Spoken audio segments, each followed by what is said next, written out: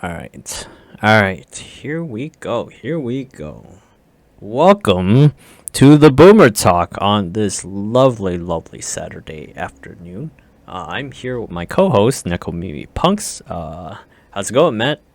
Did right. Getting some laundry done. So it's no pants Saturday. No, you're not wearing pants right now. I own very little clothing. Oh, god damn I it, don't dude. like quality clothing, but very little of it. So God damn it. Maybe I should just got you pants, like a bunch of pairs of pants for Christmas or something, man. You gotta wear pants. You gotta have clothes, man. You gotta have clothes. yeah, just wait for the dryer to finish. I'll put them back on. But I'm gonna get you like a bunch of those stretchy sweatpants. Those stretchy sweatpants where it's like I don't care where I am anymore. I'm just gonna wear this because it's comfortable. I'm gonna get you a bunch of those. oh my god. Me and some of the guys we found out there's such a thing as tactical sweatpants. What the heck is tactical sweatpants? We don't know, but it's like, oh, there's a pocket to put knee pads in. They have cargo pockets. There's Sweatpants a are guzzeting triple on the crotch to make sure they don't tear. sounds horrible. That sounds absolutely horrible. Oh man. If it's like brand name, they'll probably charge like what, $200 for it or something. Not cheap. God damn it. Okay, okay. But yeah. Tell me about your week, Matt. What you been up to? Nothing much. We've got the Murasaki finish, which I actually completely forgot to post up today. I was supposed to post it to you, but it's okay. It will be up on Pixiv, and then I will post it to Patreon first, and then I will post it tomorrow. And then what? The Strive beta is still going on. I believe today's actually the last day. So we're gonna be playing a couple matches after that. Which character have you been playing? I've been giving a quick ring around for just about everybody. Stylistically, I'm loving the new Faust. You loving the new Faust? This Faust is awesome. Like he's always the type of character that I would want to play as a secondary, but it's really hard to wrap your head around his playstyle because was it his it's all built around your ability to read random situations because his moves aren't exactly consistent. So I always thought like playing Faust in like the previous Guilty Gear games is it was all about like throwing a bunch of shit in the air and hoping you get the meteors. no. Like there's situations that you could set up for every item. For every item? Yeah, you have to learn to recognize what item came out and just roll with it and just be able to set up all your situations, and hopefully your opponent's so random mindfuck that he can't, like, they're trying to figure out what the item was while you're trying to run your offense. I get that, I get that. Anyone you super feeling? Like as a main, or are you still waiting for that, Ram's really good. Ram's really good? Ram's really good. You don't like Giovanna? You don't like the Brazilian beauty? The thing is, Giovanna, like, she does fit in like a nice rushdown style. The issue is the game systems with Giovanna in particular just sort of also it feeds into my worst habits as a fighting game player as well. What do you mean? Like wake up DPs? Like I'll just, like, if I have a strong offensive character in a strong offensive game, right? I'll just see, like, yeah, I'm just gonna rush in and push buttons. Oh. So like when I started picking up like Yang or something, you just constantly dive kick, but then you don't know the properties of the dive kick very well, something like that. Yeah, but even so, like, you just end up in this place in your head where you're not thinking of neutral game at all. You're just like, I'm just gonna move forward and do things. Well, when you're low to mid level, it still works fine. Start getting people who actually know the neutral game. It's like they don't have to do anything. You're basically killing yourself because you're just gonna run face first into their normals. Yeah. I get the mindset. Do you think the last character that is gonna be revealed, is it gonna be Ino or is it gonna be somebody else, somebody new? I don't know. I honestly, genuinely have no idea. If it's Ino, then I've got some soul searching to do. Character loyalty. God damn. The reason why I like playing Ram is, well, everyone's mix-up is basically toned down, and so you basically have to run your basic GG mix-up, which isn't once you know how to do it, it runs pretty universal, and it's always pretty strong. Mm-hmm. The thing I like about Ram is Ram's normals control space, like Ino's Chemical Love. Yeah. You know, the beam special moves. Yeah. So she can control a lot of horizontal space. Mm-hmm. So it makes me feel a little bit at home, where it's like, okay, well, I can play this sort of air footsies game, and then her slash basically covers the same sort of range that Chemical Love used to. Mm-hmm. Mm-hmm. I get that. Anything else about Guilty Gear you want to talk about? Should we finish it off here? Are you done with the rest of your week? Was it just Guilty Gear and the Murasaki? Basically. Oh, okay. Okay. We'll save. Well, it wasn't that interesting, but we can save it for that. How was your week, dude? It's all right, dude. It's all right. Bit of a tough week, but playing Third Strike as always. You know, I'm trying to practice like a little bit of Deadly. His hit confirms and combos are like deceivingly hard, and I think I'm finding the reason why more people use Corkscrew Blow over Rocket Uppercut, because the range at scaling can be kind of bad. Just from like my experience with like casual fights, it does like no damage if you don't land it at a precise frame, in a very, very precise frame. It does like no damage. It does like no damage when you combo into it, and it does no damage when you don't hit it at a precise frame. If you hit it too high, the opponent only gets hit by like the top 2 hits of each uppercut, and it really, really sucks. It's not worth the full bar. It's horrible. I mean, it looks cool, but I think I'm just gonna use Corkscrew Blow for like a while, if I can get his like combos down and stuff. I started Little Nightmares 2.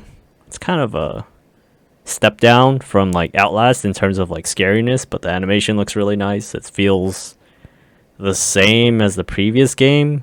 Looks like a messed up Ghibli movie. There's some extra combat mechanics that I'm not too fond of because of the depth perception. Still feels really odd in these like 3D platformers.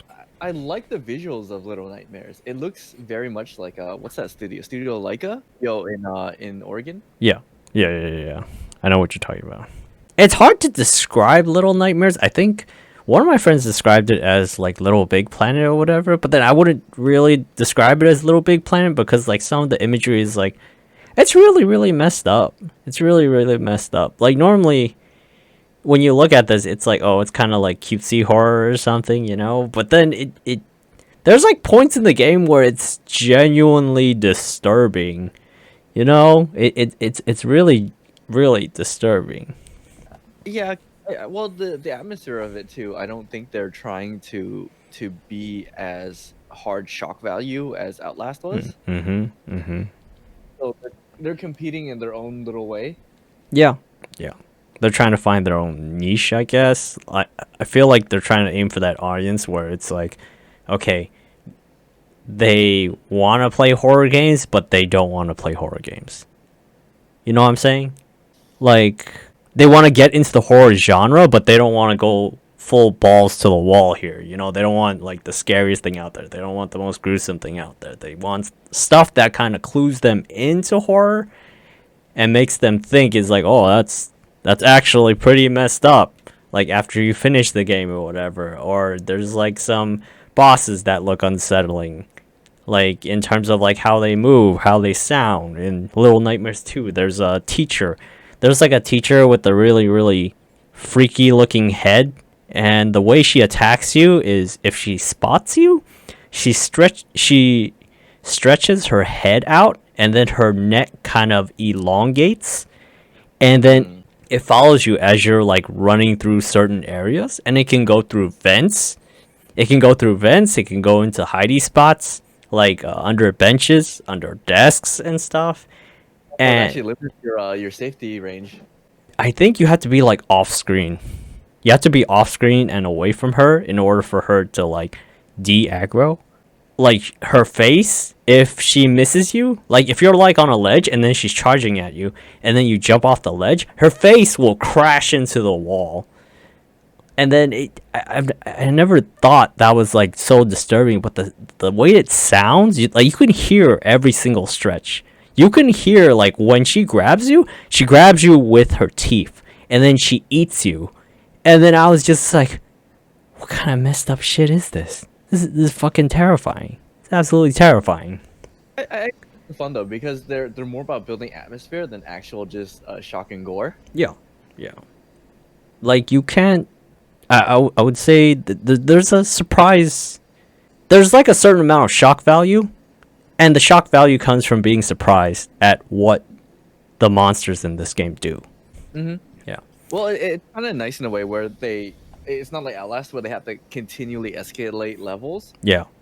Yet start you in something that's a lot less threatening, so therefore they can ramp you up a certain way, and you would still get the same jump and shock. Yeah. It's like...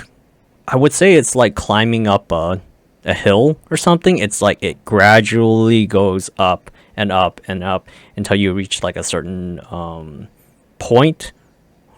Whereas Outlast, it's a flat line. It's a flat line where it's constantly at this level of horror and gore, where it's like it'll always stay at that level, and then you're gonna have to get used to this kind of stuff. And then, like, I guess, like, along the way, it's going like a tiny bit up every single time. But you're already at the peak. You know? Oh, somebody. Oh, what's up? What up? Just want to say hi, see what y'all up to and shit. That's it. Wow, we're doing podcast, right? That's coincidental and ironic, huh? Yeah. That's a strange thing. That just jumped in on that exact time. Yeah. Are you listening? A little bit, yeah. I was gonna listen in for a little bit. What are y'all talking about anyway? We were talking about Little Nightmares. Oh, go ahead, Matt. Oh, going through our weeks, man, and then going through was it Little Nightmares? Yeah, Little Nightmares 2. Been playing that for a little bit, but our next topic was BlizzCon. That is this weekend. Weekend. And they dropped some new announcements already with a few things, which is interesting, but at the same time, this BlizzCon, you can't expect that much, you know? You're not too excited about the games, dude? Personally, not really, because I am a huge fan of Diablo. I honest to God am. And I want more information on Diablo 4. We've been waiting so many fucking years for it, and they've been teasing us with the give us something. We are thirsty.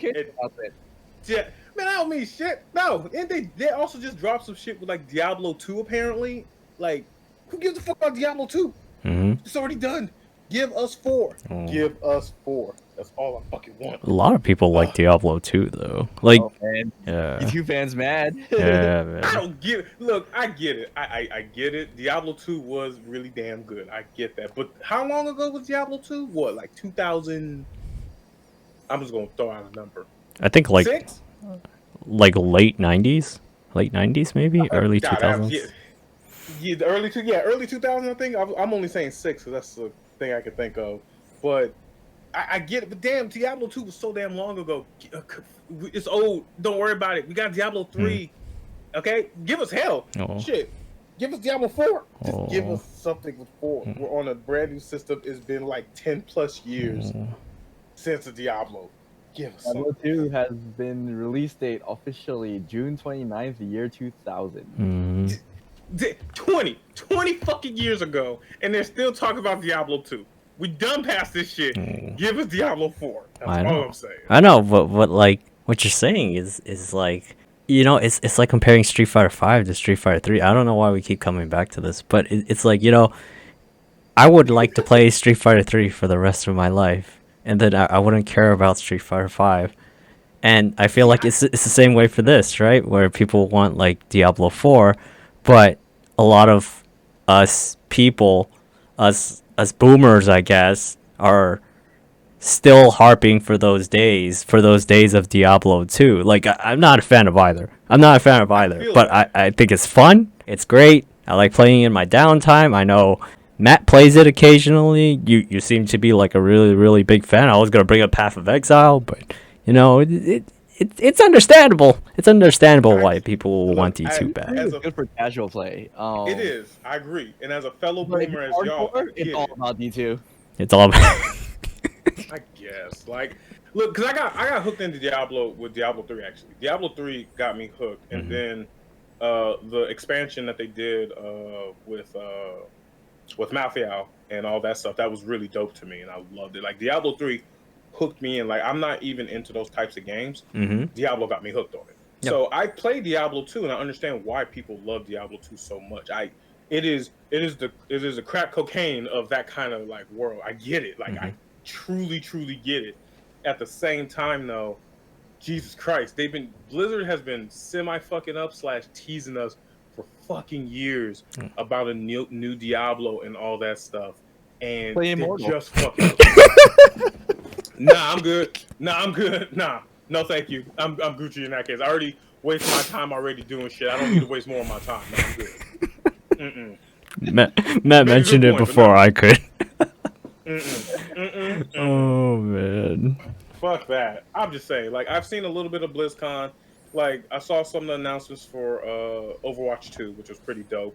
At the same time, they just put the number 2 next to Overwatch, and it low-key looks like the same shit. So, like, what's the difference? Like, what is the difference between Overwatch now and the new Overwatch they're gonna have, besides like maybe new characters, better costumes?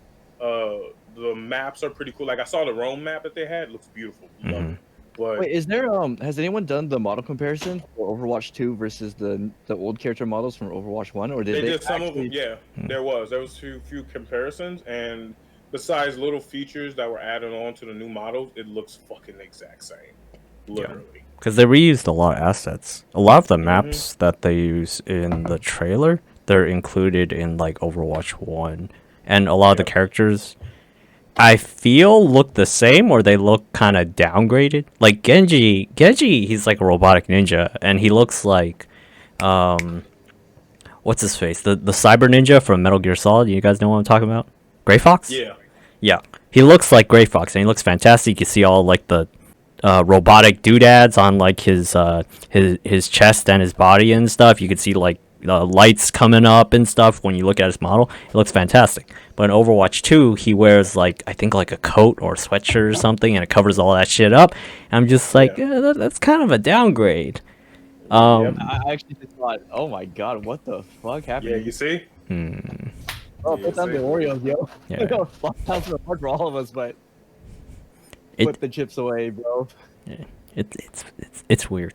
It's weird. I don't see the point. I'll be honest, I don't see the point for Diablo. I'm sorry. Mentally still in Diablo right now. My bad. For Overwatch 2, I don't see the point for Overwatch 2. Honestly. It's the money. It's the money. It is.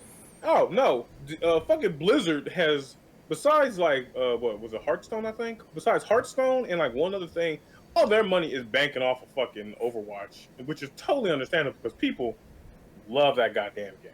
They love it. They love the lore of it. They love the game itself, and they will waste a shit ton of money. And Blizzard knows that. They fucking know that, and I don't blame them for exploring it. What were you gonna say, Matt? I just saw the new main model. Like, goddamn, what What happened to you? Yeah. Exactly. Like, what's the point of this? They should literally pull. I personally think they should do what Smash is doing and everything. Just make one ultimate game and just keep adding on to it. What they could have just did with Overwatch. But why they have to make a number 2? Like, what's the point? To sell more copies, man. Like they, like as much they can do like the microtransactions as much as they want. But as far as I know, whenever we get like a new character, it's completely free. It's completely free, so they're not charging for characters. They're only charging for like loot boxes and stuff, for like the costumes, right? And then it's not. I would say Overwatch is like 1% of League of Legends.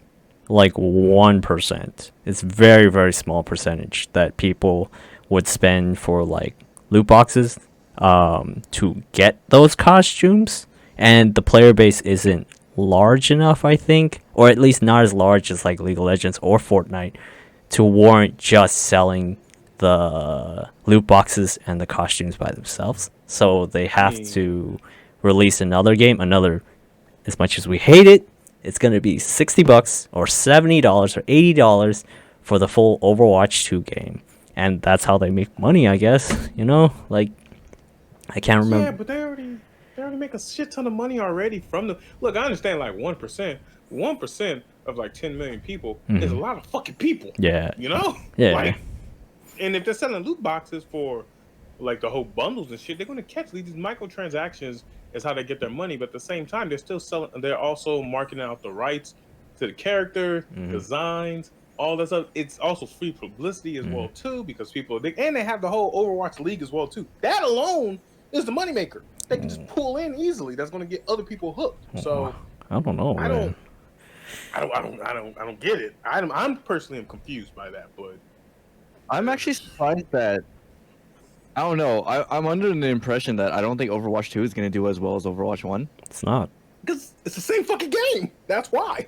Like, just like all the other Street Fighters as well too. After one point, it just ends up the same fucking thing, and as much as popular as it is, it's going to end up going down the same route as like the 2K routes, where like 2K19, 2K20, whatever the hell game, it's the same fucking game, just with added features. For all we know, in the next like 2-3 years, we're going to get another Overwatch 3 and Overwatch 4 or Overwatch 5, Electric Boogaloo, or some shit like that, you know? So, like, it could be anything.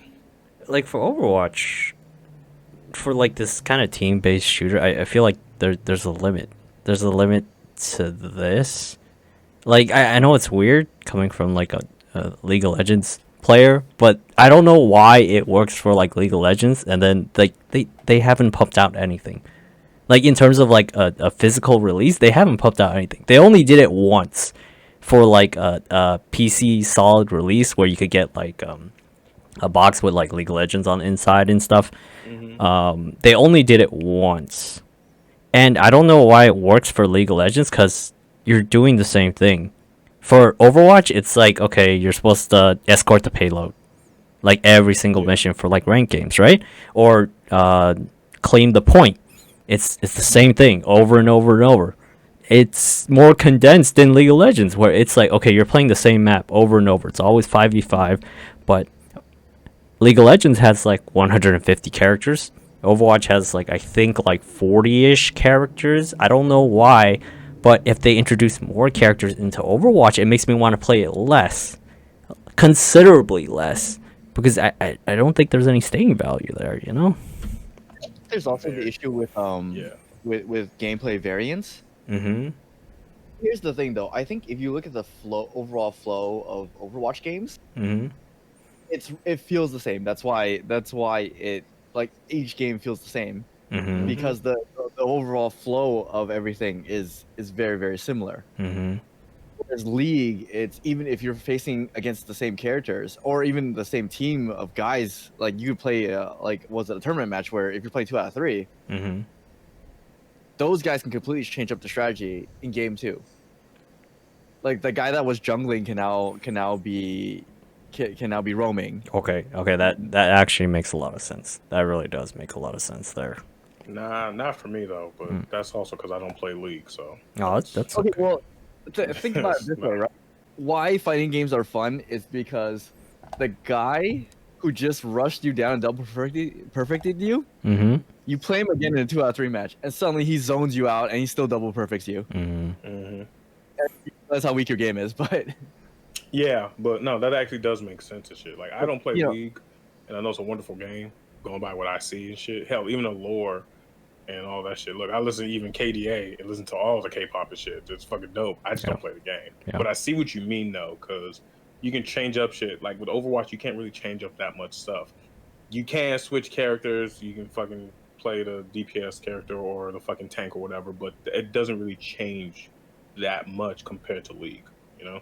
Yeah. So I understand why you would get bored with Overwatch after a little bit compared to League of Legends, especially because which one of y'all said it was like 100 and some characters? League of Legends has around 150 characters. Overwatch has like 30 or 40 characters. Yeah, and I know each of those characters are different, especially because people keep choosing Teemo, because I know Teemo is broken. That's all I fucking know. I don't know about that. That's all I know. People tell me Teemo is broken as shit. That's all I know. But, it's a common thing. Yeah. But still, it does make sense, though, especially because you can change out strategies multiple times. And with League, you have how many people to a team? 5. It's a 5v5. 5v5? Oh, yeah. You can switch that out all day and then at least make it interesting as well, too. And I'm assuming There's what, over a shit ton of maps as well too. No, it's just one map. Oh, really? Yeah, Oh, it's I did seriously not know that. just one map. Like you could play like variants of like everybody gets like a random character and there's one lane. There's one lane, so then they're all running it down on this one lane and everybody has like random characters. There's like other game modes where they make it so there's no cooldowns on any of your spells. So Fuck up people constantly. yes, it's just Okay. all battles. Well, I mean, that makes it interesting. See, that makes it more interesting than Overwatch. Yeah. But I guess that does make sense why Overwatch has been adding more features and trying to add more like elements to the game for shit like that. Because it is being compared to League of Legends like constantly. you Yeah. know? I think that's the actual main issue with Overwatch is they haven't addressed the main play issues, and they think, oh, we'll just reskin, make it prettier, and then and they think that'll solve the problems. Where it like that's not really where your problems are stemming from. That's correct. They did try to run the OWL for like a really long time, and I was super into Overwatch for when it first came out and stuff. I even did the whole competitive thing and junk like that. For some reason, the OWL never picked up. Like its viewership would be, I think, like under 300 people, which is absolutely pathetic. Yep. Yeah, it's absolutely That's pathetic. terrible considering how popular that game was. I'm surprised. Like even 3,000 would be lousy numbers. Yeah, it was. 3,000's lousy numbers. It is. Yeah. For like a game stream, for like a big time company or whatever, like Blizzard with its BlizzCon right now is at 14,000, which is decent. It's like decent. But you would think more, you know? Yeah, you would think Like way more, you know? Like there were people at home in the just chatting section that have more than 3,000 people constantly watching them. If you have like less than 300 people watching your esports league, I think it's time to call it quits. It's time to call it quits. Yeah. Like Matthew and I know a Japanese ex-porn star that pulls hella numbers just from sitting there talking. Because Matthew, you know Kaho Shibuya, right? Yeah. Wonderful lady. She's amazing. But I've been observing her streams as well too. Yeah, we had conversations, and I've seen her stream before. For her just sitting there talking, she pulls 10K easy. Just sitting there talking, just being adorable and just talking and shit about like life or video games or anime, whatever it is. She pulls 10K views just automatically from there. So yes, I understand that they'll tickle biddies and everything, but at the same time, if she's pulling more numbers than a professional company that's supposed to be like a fucking league, that's sad. Now, there is a chance when the Overwatch League came out. I don't remember how long ago it came out, but I feel like something also came out at that same time, which made it competitive, which is why not a lot of people view that, but they view other things. I'm not sure because I don't know like numbers and shit, but I think something else was going on at that time, which took the views from the Overwatch League. Just in general, you know. I looked that up, yo. I couldn't tell you. I couldn't tell you either. I just know something was up. Just like when Street Fighter 5 was like first announced and everything, something else was announced at that time, which took away from the hypeness of Street Fighter 5. You know, I don't remember what. I just remember something was going on at that time. Yeah, I can understand that. I thought, okay, when Overwatch first came out, the only reason I thought it was popular was because of the ladies. It is purely. It was literally what was that game? Team Fortress. I think it was mainly popular because it was a better Team Fortress. Yeah, it was Team Fortress with waifus. There we go. That's what it was. I don't know. That's literally what it was. People compared it to Team Fortress, but you just got sexy, nice waifus and some hunky men that says it's I knew. That's it. That's what people compared it to. Yeah. And that's how it got really popular, especially because of the whole Diva and May thing. That set the bar for everybody. Yeah. I actually didn't know May was the thing until like I think like a couple months later. and then there were just a bunch of people on Reddit posting up of like pictures of like May and she's like being super thick or something. Like this was around like the same time that the word thick, like THICC, started coming up and stuff, and then like they associated that word with May and stuff, and I'm like, Yep. well, this is a thing. May is Bay, dog. May is Bay. She's thick as fuck. That's legit. That also, and it also didn't help that a lot of cosplayers also were like cosplaying Overwatch characters, and the cosplayers that were doing it were thick as well too. So it just added on to it. You know?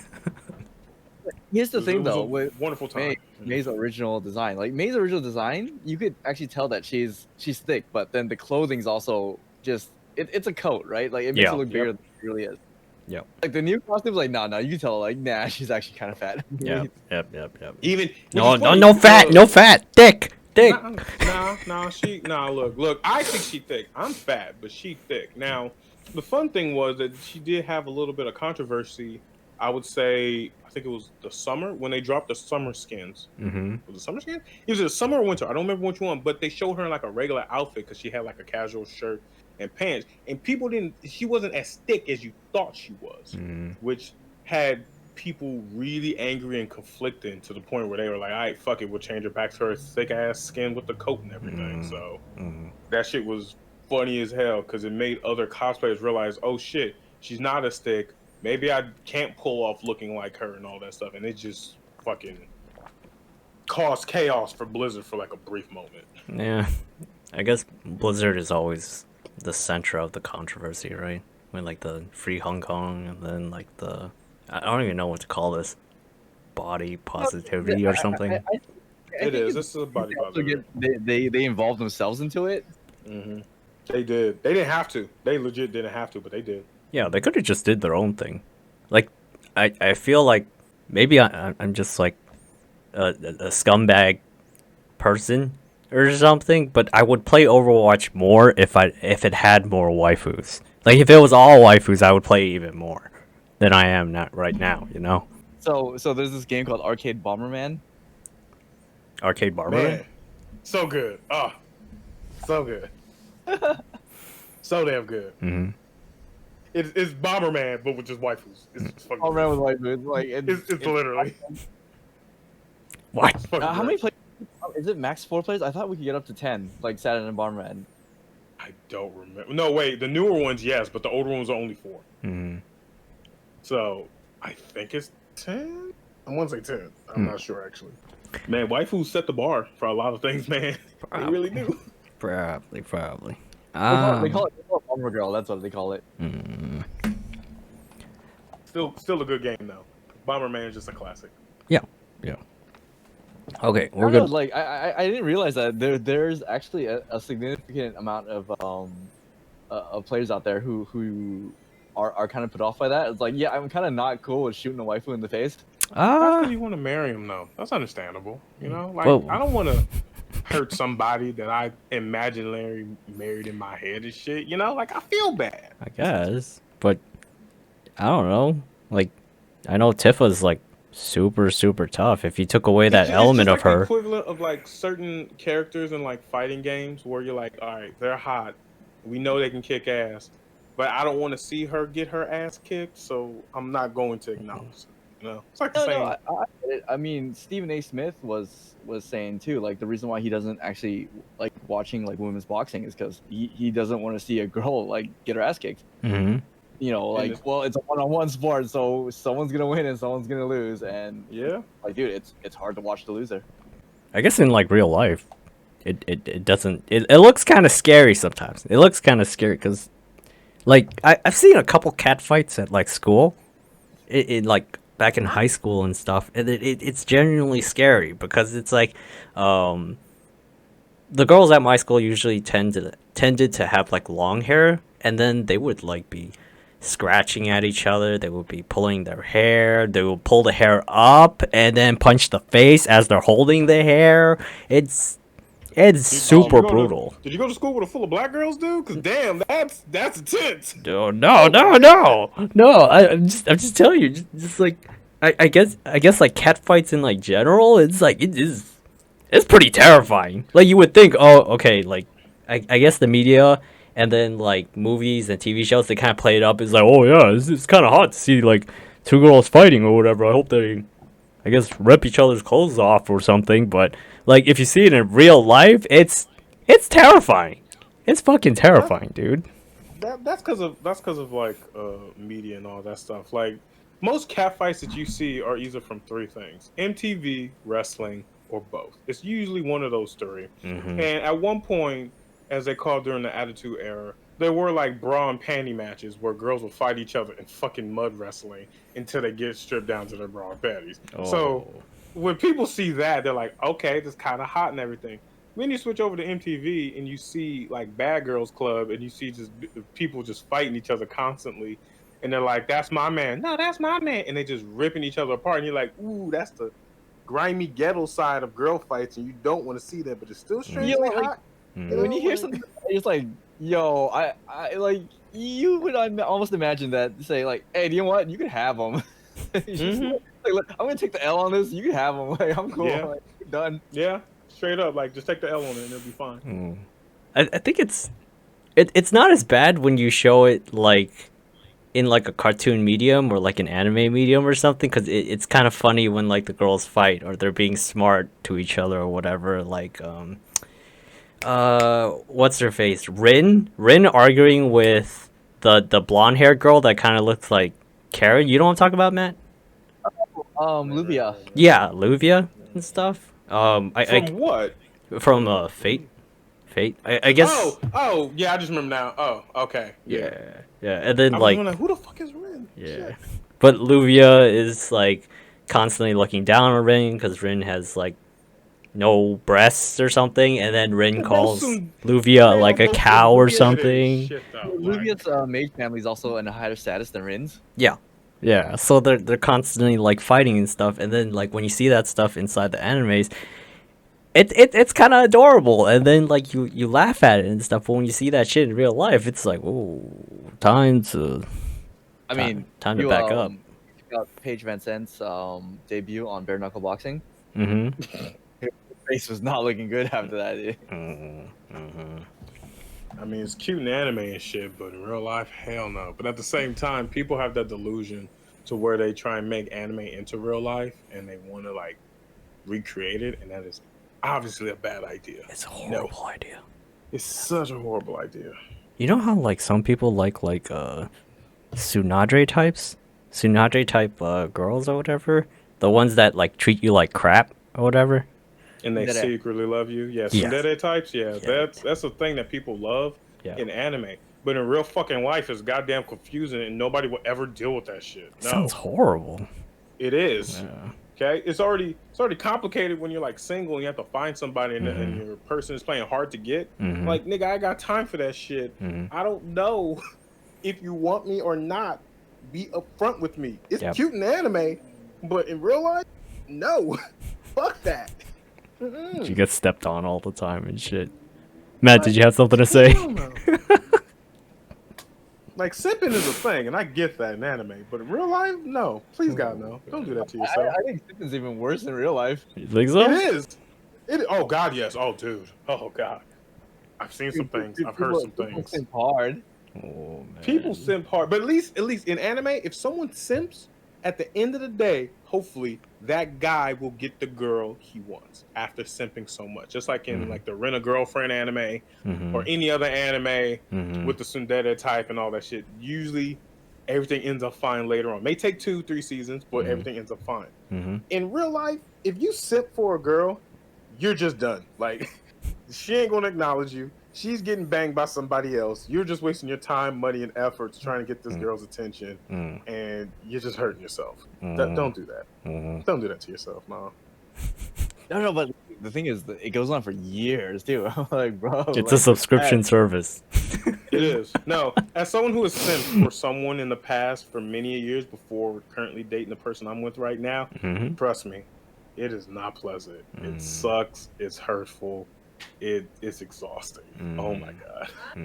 Don't worry, man. We've all been there at some point. I've been there at one point, you know. Not necessarily simping for like one of these cosplay models, but then I think just like one or two of my relationships was like that, and I think I was in a very, very bad place in my life.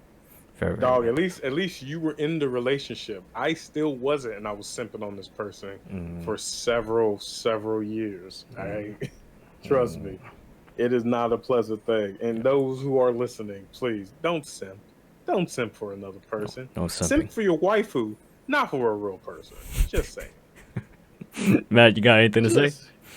No, I actually like I'm listening to stories. Maybe I'm just an asshole, but I was like, I remember I had a friend and she was like, I think she wasn't feeling really good at work. And then like, well, I was in the area, so I just like walked by. I was like, dude, you're doing all right? And she's like, no, I'm doing okay. I'll just take a break or something. And it's like, all right, cool. I just left her there on the street. That's not being an asshole. That's you being a reasonable, logical person. Because She told me she was like, no, it's fine. I'll be fine in a couple minutes. Don't worry about it. It's like, exactly. I'm Yeah, outta here. nah. If she needed help, she would straight up say, "No, I need help. Help me. Stay with me, or something." You know, like real life, nigga. You can't do this shit. You can't play these mental games with us. To be like, "Oh, I don't need help, but I hope you secretly stay." Like, we don't need to deal with that shit. No, fuck that. I think I've heard that You're too not many an times in my life, dude. Too many times. Exactly. Like, you know how many damn confusing times it is to be like, "Hey, I'm doing something," and later on they're like, "Well, why didn't you do this?" And like, bitch, do I look like a mind reader? No, I can't do that. They don't understand that.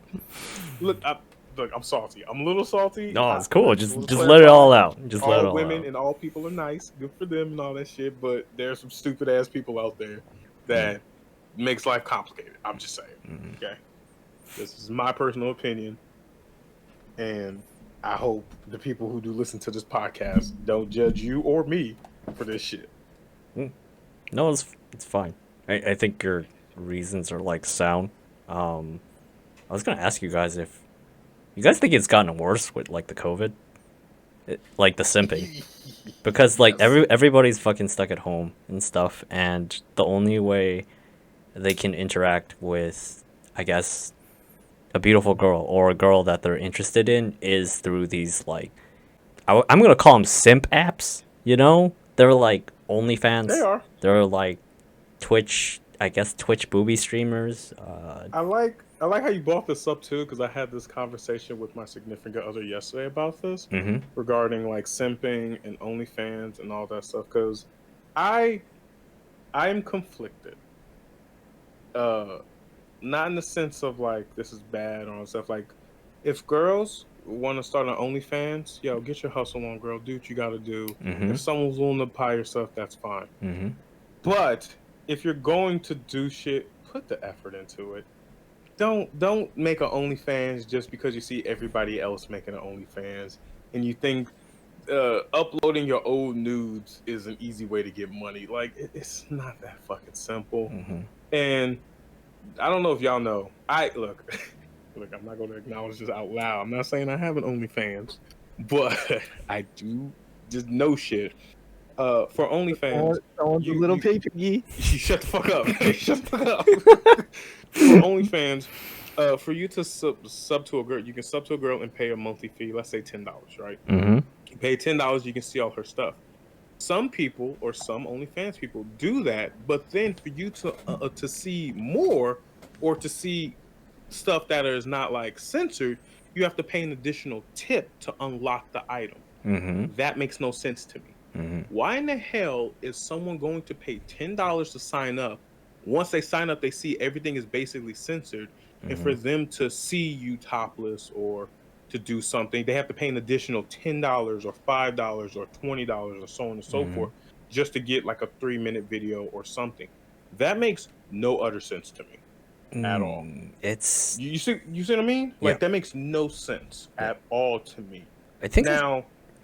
Oh, go ahead. Go ahead. Finish. No, I was gonna say, like in my opinion, like Jessica Negri, the queen of costarts and shit, has the same method, but she offers a free OnlyFans, and if you want to see some stuff, you pay a little tip. But even then, she doesn't get naked. She just gets very lewd, but never naked. So what's the point? I don't get it. You see what I mean? Like, this is weird. Like, I think, Okay, if you're familiar with the director for Dead or Alive, I forgot his name. I forgot his name. Matt. I know who you're talking about. Yeah. The guy who wears like the leather jacket and then like the sunglasses all the time and he acts like a rock star. What? Tomogaki. Yeah, Tomogaki. But that guy described Dead or Alive as Tekken with hot ladies rolling around in roller skates with serving you like chili dogs and stuff. It's a experience. And then like when you go for that experience, you go for that experience. You go for that experience. It makes you feel like included as a part of something. And you don't really like, even though like the clothing entices you to take their clothes off. So like those Sports Illustrated, kind of thing, right? those Sports Illustrated like swimsuit editions where it's like, you know, the swimsuit's like slightly off and stuff, you know, the strings like falling down and stuff, and like the bikini's about to fall off or whatever. It entices you. It makes you wonder. It's like, okay, what does this girl look like under that? It entices you. Now that makes sense. That makes total sense. But in the sense of I'm about to buy like a Sports Illustrated, that's only going to be what, a $5.99 book once a month or so. Yeah. That's $5.99 books a month, and I get that. So people who are into that are fine. But when you go into this and you're like, if you want to see more of my OnlyFans, sign up. You're expecting more, and you're expecting to actually see something to get that satisfaction, to get that look of everything, But and it- everything, and it- all that stuff. Yeah, you know? but it kind of works in like the same way in which like, okay, there's no girl out there that is exactly the same to like another girl. Even if they're like twins or something, it's like, okay, they're gonna look different under their underwear or under their True. swimsuit or whatever. Like there's gonna be varying sizes of things and junk like that. Like, I'm trying to sound as less degenerate as possible to keep this Nah. slightly PG, but And I said the N word like 5 times, dog. This ain't PG no more. yeah, I Come know. Nah, you I have know. to edit But that out, I'm sorry, but- I'll put your picture in there just let people be know safe, it's like, yeah, oh just to hey, be safe. Nerdybit's here too, you know. You know, when you do the editing, you have to do that whole what's the anime by Gainax? Karekano no Jijo. Mm-hmm. The circumstances where they did an episode where they had the paper cutout, Mm-hmm. cut out of them, and just have them puppeting around. Yeah. That's funny. Oh, That's I funny. was thinking about doing that. I'll send you the GIF of like the little photo that's my icon right now of my head. I'll send it to you. I don't care. That's bro. You gotta talk to Erica, and you gotta find him like that Sonic, that Sonic. Yo, I'll send that to you too. It's ridiculous. Well, if you want to become a regular guest on here, I'll just set it up on here so then it responds to your If voice y'all- and stuff. You know? If you're okay with that, like I would love to. Like if y'all ain't busy or randomly, I'll just join in if you'll let me in. Sure. No, it's cool, dude. It's cool. You know, like I think me and Matt are still trying to find like our footing for this and stuff. But you know, as long as we're having fun with it, it doesn't matter how many views we get. It doesn't matter how many that's people fine. view this and stuff. That's what I'm doing right now. It's just shit. Just I'm trying to half-ass do shit and not half-ass, but like try and do like a podcast kind of thing. Yeah. Which I definitely need y'all two on because I have an idea for something later. But I'll talk Well, about I think that. the main thing would be just let us know. I'll let you know if we have another guest spot in this way. Like you don't jump in at random on one of those. Mm. Oh yeah, yeah. Like, Oh yeah, if you wanna definitely, do yeah. Like yeah, just let us know beforehand, and then we'll say it's 3, and then we'll let them on. But That's fine. Yeah. This was purely just because I was on Discord and I was like looking at homework and I saw y'all in here. I'm like, let me see what they doing. You know. Yeah, that's So, cool. That's cool. Don't worry but- about it. what the fuck were we talking about? I forgot. Oh, OnlyFans. There we go. Yeah, we Going were back talking to about that. OnlyFans. But okay, so like the enticing thing that the Dead or Alive director was talking about, it's like, okay, girls look really, really attractive. Guys look really, really attractive too when they're just about to take off something. Like that's why all the music videos and all the magazine shots and all the movie titles with like super, super sexy people on the front have them taking their clothes off. You're genuinely curious about what is under the underwear. You're genuinely curious, and you know it doesn't look like anybody else. You know, it's like dating the girl that you really like for the first time, but then you haven't seen her naked before, but you've seen her in, I guess, like a swimsuit or like compromising. But if you're dating a girl, Yeah. you're dating a girl, you're going to get to that point sooner or later. Yeah. Unless, God forbid, you break up, some shit goes down, she ends up dying, so on and so forth. But But you're going to get to the end game sooner or later. Yeah. Right? But the build up, the anticipation, the thinking like, oh man, I really want to see this girl naked, or I really want to see this guy naked. It's like you're constantly thinking about it. The thing about OnlyFans is there's no workaround for that. There's no workaround for it. This is essentially a pay-to-win system. It's like instant gratification. Whenever you want, just pay the price, and then you get what you want. Here's the problem, though.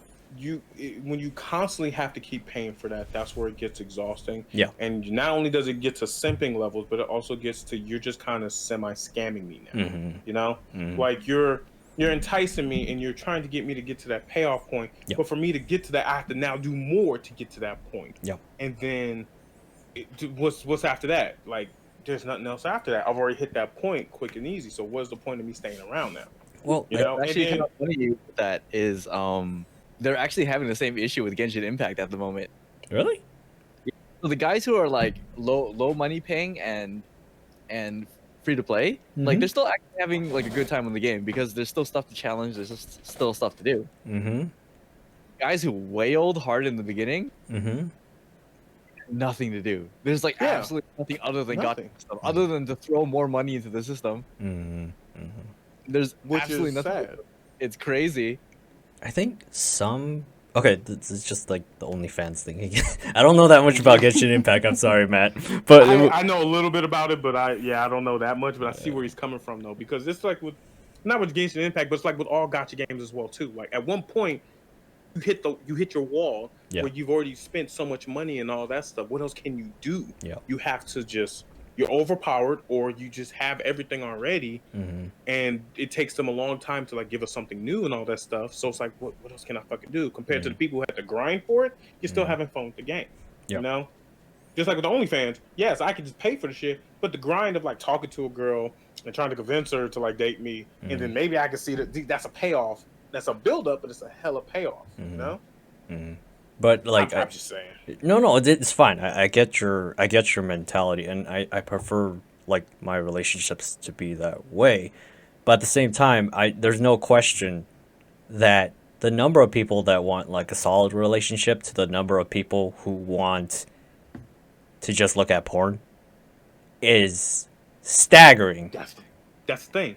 It's okay to look at porn, but why am I going to pay this much effort for it? Like, there are free websites, there are places I can go, there's Instagram, there's other places I can go to enjoy it as well too. Also, my little dilemma with the whole OnlyFans is that the market is oversaturated beyond. You can close your eyes, point in a direction, like you can go in the middle of a crowd or something, point in the direction. There's a solid chance they may have an OnlyFans already. And I guess because of COVID, that you need a way to hustle to get your money and all that stuff. But one is the market beyond oversaturated to where every single person has an OnlyFans, man and woman, surprisingly, and they're also not putting effort into it. It's like, okay, you have an OnlyFans. Why in the hell am I going to pay for an OnlyFans of you taking photos of yourself with a grindy ass old camera and it looks fucking sandy as hell?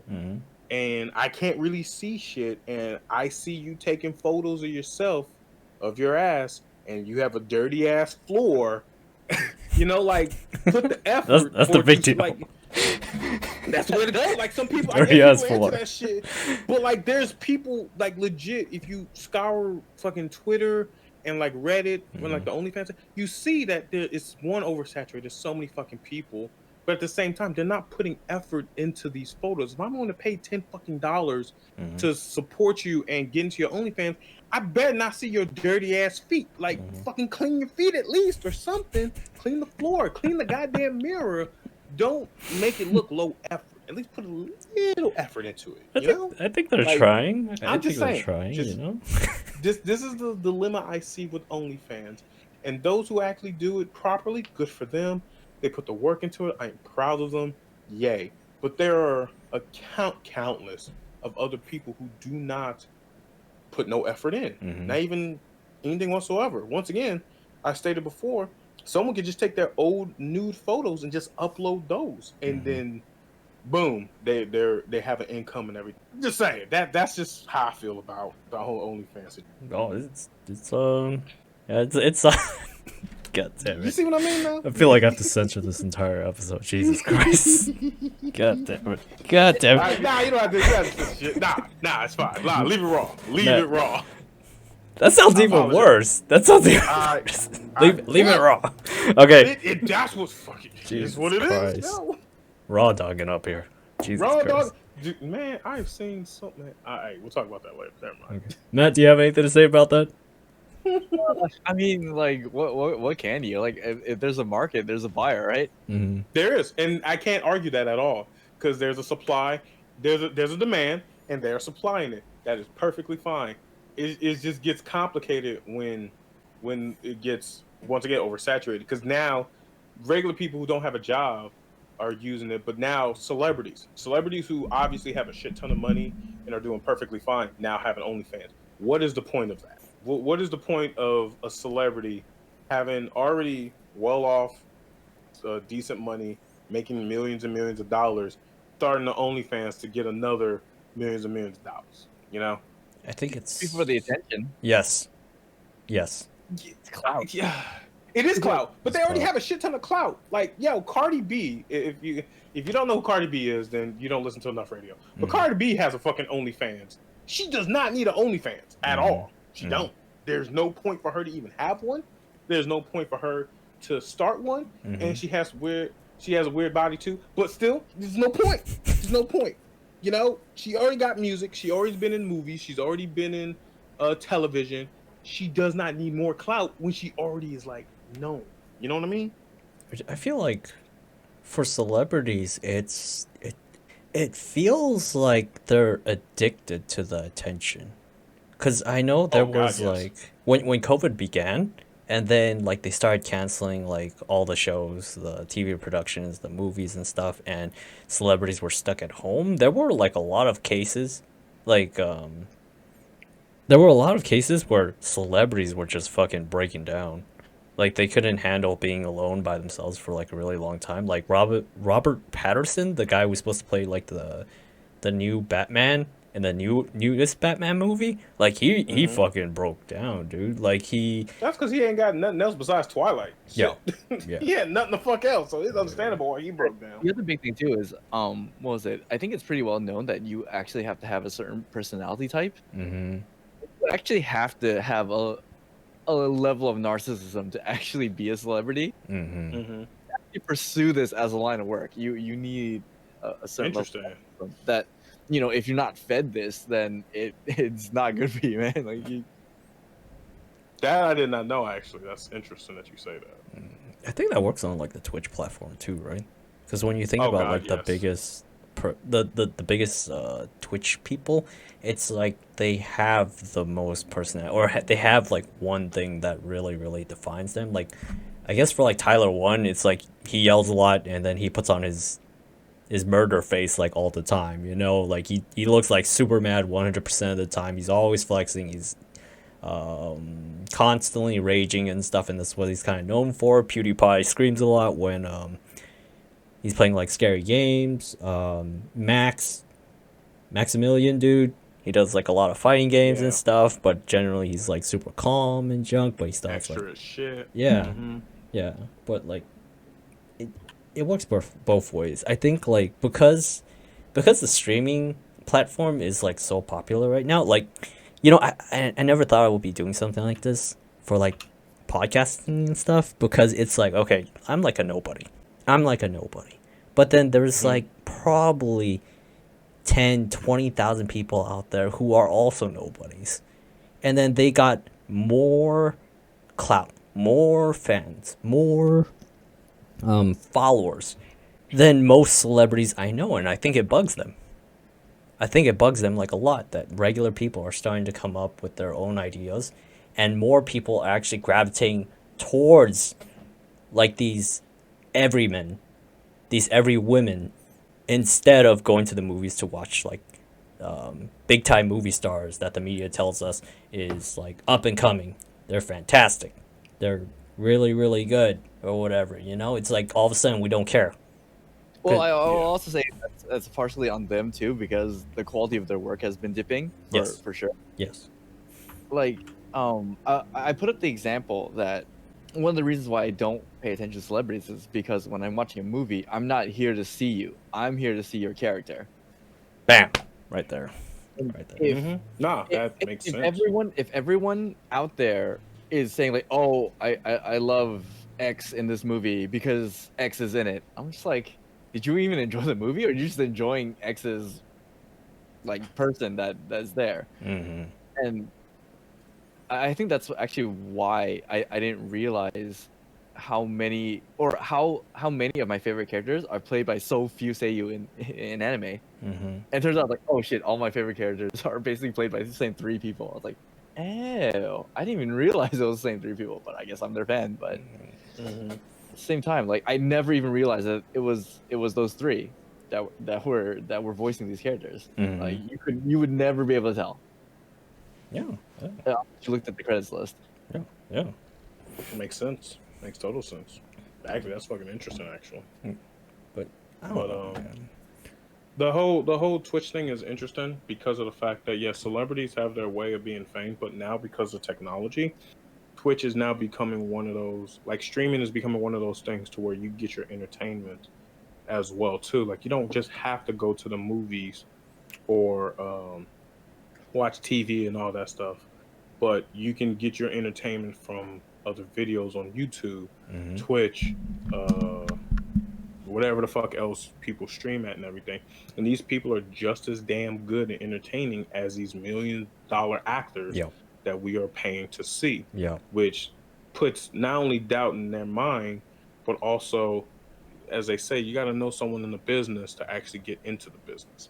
This isn't a business. This is a pure, you're doing your damnness to get known and out there to pull these numbers, and you're putting in the work. Now, give or take, there are a few exceptions. Like, if you a skinny ass hot Asian woman, you guarantee you got clout right there on Twitch. Guarantee. Like, you can just I'm not saying I've watched, but I've seen someone like that took a nap on Twitch, had 10,000 followers I saw and that. views. You see what I mean, right? And people were donating while they took a fucking nap.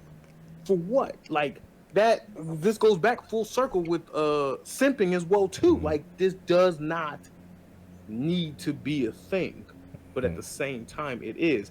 These people, yes, are simping, but find some kind of entertainment in this person. And at the end of the day, it's about getting your bread. And people want to do their damnedest to get their money. They do it for fun. They do it for financial situations. They do it for the attention as well too. But at the end of the fucking day, this platform is competing against fucking like Hollywood, which is interesting because it is pulling the same kind of numbers and the same kind of views, especially because now this is online. Yeah. So it's Rona has showed us that things can be done, and that the norm can be broken at any point. It includes Hollywood business as well too, which is why they're trying so hard to get movie theaters back up and running and all this stuff. Because streaming platforms can only do so much, you know. I know. Actually, it's been kind of funny because most of the movie studios have sold out the theaters. Yeah, because There's they like start a streaming theory. online and stuff, right? Oh, go ahead. Sorry. Oh no, because they were saying like, oh yeah, we're because usually the movie theaters have their agreement with studios that like, hey, we were gonna release this movie to you so then you guys can get your business, and then a couple months later, then we release the streaming and then DVD and Blu-ray sales. Yeah. They broke all of those contracts. Yep. They sold the movie theaters up the creek, and then now they have nothing to show, because then that's the only reason for movie theaters, right? They gotta show the movies, but if there's no new movies, then what's the point of going there, right? Nah, I'm still mind blown that fucking Sonic the Hedgehog was technically the last movie that I saw in the theater, and it was shit. You know, like it wasn't great. It wasn't, but I'm a Sonic fan, so I'm gonna back it up 100%. Oh, really? But I am a Sonic fan. Like honestly, I've been playing Sonic since day one. But let me phrase that: I'm not a crazy Sonic fan. I acknowledge it is also garbage. Would explain your autism, but Yeah, no. Let me back that up. I acknowledge that it's also garbage and it has done some real stupid shit. But personally, I enjoy the series. I enjoy some of the lore. I read the comics when I was younger as well too, and all that stuff. My dad was a collector, so I have the original Sega Genesis, and I've had every Sonic game basically coming out. But I still acknowledge how bad it is. I know it. I know it's horrible. Oh, the movie was not great at all. Sonic is one of the series that never translated well to 3D. Nope. And they should have kept that shit low key 2D. Honestly, you know. Probably. Like they should have kept it 2D, or at least in a way where I don't know how much lore y'all know, but have you ever seen Fairly Odd Parents? Yeah. Remember when they did the 3D movie with Drake Bell, and they still had the 2D Cosmo and Wanda in the series as well, and then they turned them into 3D? Was that the live action one, right? Yeah, they had a live action movie to where it was a 3D live action, but Cosmo and Wanda were still 2D at first, but then they transformed into 3D like later on. Yeah. If they would have did something like that, then it would have been acceptable. It would have been fine. But everything should not be translated into 3D because Sonic just, it's just rough. Right? It is rough. I mean, Jim Carrey did an okay job. I thought he was a pretty good Robotnik. You know? Oh no, he was. Like I said, I enjoyed the movie, but that's also because I am a Sonic fan and I'm stupid. Remember that. Okay, I acknowledge how bad it was, but the little references to the games and the little excitement from like Robotnik and also Jim Carrey, because I love Jim Carrey, just made me happy. So I'm going to give it a solid 8 out of 10, even though that movie was maybe like a full 5 out of 10. You know. I see. Like I said, I acknowledge some shit. Like just like if they ever make like a Bible Black movie, I know it's gonna be horrible, but I'm going to back it up 100% and think it's the greatest fucking movie ever. Okay. You honestly believe that they're gonna make a Bible Black in 2021? Like, dog, look, I feel like they are. They I'm not saying they're gonna make one now, but they're gonna make one sooner or later. You wanna know why? Because fucking clout and desperation for ideas is real. And the reason why Hollywood also has a hard time struggling is because they retake old ideas and try and revamp them to make them into something new again. I just saw the trailer for Mortal Kombat. Looks dope as hell. I'm cool with it. Do we really need another Mortal Kombat movie though? Do we? Like, do we? Are you that desperate to make another Mortal Kombat movie? Remember, they also did a Dead or Alive movie as well too. They did an older Street Fighter movie as well too. Still love it, but like, do we really need a live action for everything? You know, we don't. Segment into the Mortal Kombat movie. That was on the topics list. Yeah, Like, it was on the topics list. Nah, I didn't. I'm sorry if I brought that up too. I'm just saying. No, it's cool. The Mortal Kombat movie. I'm not sure how familiar you guys are with like the lore or whatever, but I have no idea who this Cole guy is. I look at this guy and then I see generic Asian man, and I feel like they're trying to appeal to my culture, I guess, my ethnicity or something, but I don't want this guy. I want Johnny Cage. Where's Johnny Cage? Do you know what I wanted to see? I wanted to see them actually pay a guy to tattoo Johnny across his chest. Oh man, that would be so sick. Like, holy shit, he got the tattoo. Sorry, had to dip out for a second. What happened? What I missed? Yeah. Imagine if like they actually paid an actor to actually tattoo Johnny across his chest. Yep. Yeah. I would be happy with that. That'd be funny as hell, actually, if you think Like, about it. talk about getting into character, right? Like, no. I actually got this tattooed on my chest. The commitment to that shit is amazing. But I guess like Matt could be right. Like he's talked about like these fighting game movies before and these martial arts movies before, where it's like if it looks really good, if the fight scenes are great, it's like I'm not gonna complain. But there's still like a small bit of me that's like bothering me a bit. It's bothering me a bit because I know like all the lore behind like Mortal Kombat. There's a character in like Mortal Kombat Deception. His name's Cobra, with a K, and he looks like Discount Ken. But when I heard the name Cole, that's all I could think of. And then I'm just like, okay, this guy's like, I think like half white, half Asian or something. Is this guy supposed to appeal to me? But then we already have Liu Kang. We already have Kung Lao. We already have Sub-Zero. We already have Scorpion. Go ahead. I was going to say, cause like, there's no point for these movies now. Yeah. You know?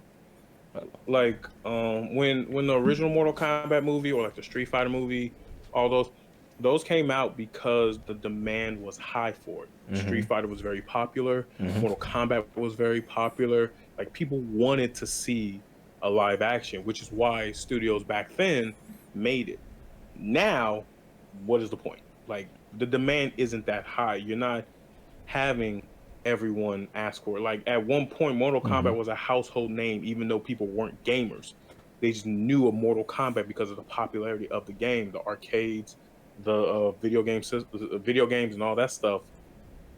It was everywhere. So that's why they made a Mortal Kombat movie in the first place. Just like now, why are we making a Mortal Kombat movie? There's no point. The demand isn't that high. No one isn't talking about it. Mortal Kombat is only a household name because of what it was in the past, not because of the new Mortal Kombat game now, or because something, like, there's no reason in particular that they are making these movies besides, hey, we ran out of ideas. Let's just bring back something old and see what happens. One interesting tidbit would be either an announcement for 12 saying, sorry, 11 was a bit of a mistake. Let's get the new game going. A bit of a mistake. Was 11 that bad? I don't like it. Was 11 that bad? I don't like it. I haven't played 11, but I only played 10 or 10 XL, and I thought it was all right. What happened? X was probably the peak. It was the game peak for modern Mortal Kombat. Yeah. The thing about, or was it 11? The thing about 11 is, like, they tone down the designs a lot. What's the right word for it? Fucked up. Well, that too. They somehow made Melina not hot. I don't even know. That's impossible. It's possible. How? Just look at the design, like, right now. People like teeth. People like teeth, but like, People like teeth. God damn it! Like, I saw the design for her, and it looks so terrible. It looks so terrible. Even like the way her face is like shaped, it's like circle-ish. It doesn't look like Katana, where Katana's face is like more, I guess, refined, and you can see like the cheekbones and stuff. Her face is literally a circle, and it bothers me like so much. And I don't understand. Beyond that too, I think 11 has some gameplay issues. Right, the actual combat is leaner than 10's. Yeah. But didn't they base the fighting system off of Injustice? They did, but I think, like, once you hit like a certain cap, there's like a soft cap for like your combos. Like, if you hit a certain number, it's like it just drops the person out of the combo or something. Yeah. If you want to get into like mechanics and stuff. No, because I'm not familiar with those mechanics. No. Yeah, but. No, but I mean, it seems like there was a significant watering down of gameplay from 10. Yes. Because a lot of people were complaining that 10, some of these characters have way too high damage combos, or they have way too good setups. A lot of that got patched. I don't know. There's something not right about MK11. Like, I could go down like a laundry list of things. But it just doesn't grip me as well as like 10. Like Matt mentioned, they're not having there were a lot of like high damage combos in like Mortal Kombat 10, and I feel like when I made the comparison to like Dive Kick, I feel like that's how fighting games should be. That's how fighting games should be. It's like you get tapped a little bit and you're pretty much dead.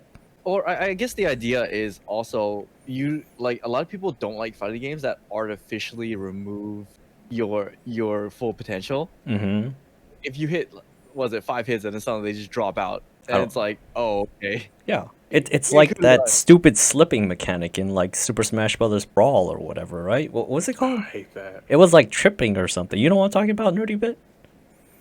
I know what you're talking about, because at one point when you try and run across the screen, if you don't do it at a certain way, or if you do it at a certain time, you will slip and fall. Yeah.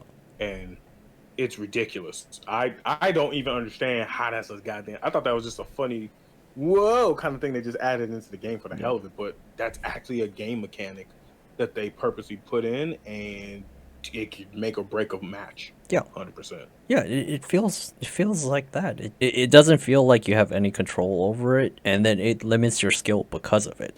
You know? That's how I feel about like when I play like Mortal Kombat 11, or I watch other people play Mortal Kombat 11. It's not fun to look at. I don't like any of the combos in there. I don't like watching any of the matches. I saw somebody play RoboCop. All I did was kind of walk back, tackle, shoot, and then it would push the opponent back, and then that was like the entire match. Okay, so interestingly enough, they say Mortal Kombat 11's mobility was also really nerfed too compared to 10. Yeah. I think it's because like there's always projectiles being shot at you. Like the new character Rambo, he can take out your entire bar with like just his machine gun, like one EX machine gun. I think. It's ridiculous. Have they balanced that shit yet or no? I couldn't really tell you. I just saw like some of the people playing Rambo because I really like Rambo, but it looked kind of broken to me. The only way you could kind of get around it is if you kind of ducked with another Rambo, because Rambo can get into like this crawling position to avoid all the gunfire, and I don't know what to tell you guys. Like if that's one of the mechanics, and if you can only combat it with another fucking mirror match character, then oof, that's a big cup of sadness, you know. Yeah.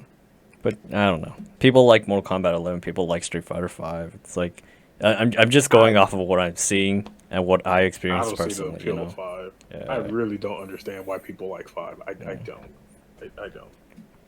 It could be like what Matt said earlier, where it's like the people who play 5 only like 5, and the people who play Street Fighter 3 only like Street Fighter 3.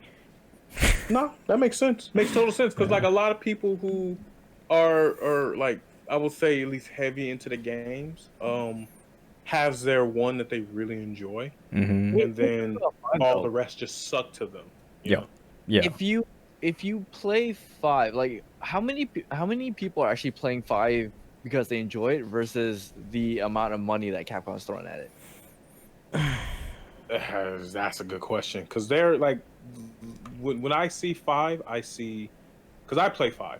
But I'm not playing 5 because I enjoy it. I'm playing it because, one, I think it's actually beautifully done. Like, artwork, background, character design, even stage design, I think it's amazing. Looks dope as hell.